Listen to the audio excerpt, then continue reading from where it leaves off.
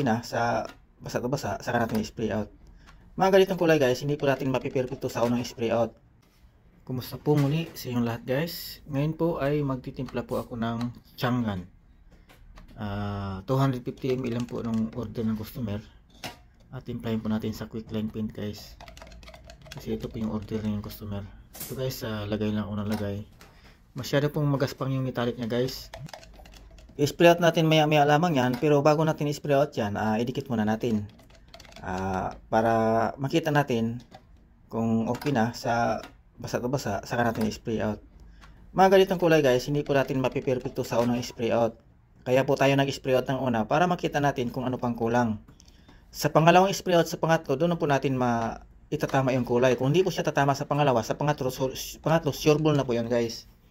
Basta marunong po kayo magbasa at mag-manual ng kulay, madali lang po magtimpla. Ito guys, lagay lang ko na lagay. Eksaktong 250 ml po guys. Dahan-dahan lang po sa paglagay hanggang magiging 250 ml. Ayan, medyo dikit na po tayo. Maya-maya spray out natin yan. Para makita natin sa unang spray out kung okay na ba siya. Ayan siya, lagay lang ko na lagay. Kung ano po yung nakikita ko dyan na kulang sa kulay, yun po ilagay ko. Para pag spray out natin, konti na lang po yung diferensya. Ayan, tuloy lagay lang ako ng lagay. Quick line paint po yung order niya. Ayun. Pero hinaluan ko po siya ng matting base flap adjuster na PPG kasi po yung quick line mahina po yung mahina po umangat. Yung flap adjuster lang po hinalo ko kasi yung metallic nito masyado pong angat na angat. Kaya ginamitan ko po siya ng flap adjuster ng iba. Ayun, lagay lang ako ng lagay guys hanggang makuha ko kulay. Ayun, spray out na natin. Makita natin. Pero yung punang spray out, hindi po natin talaga mapiperfect yan. May dikit lang natin. Ayan nga, dikit, di ba?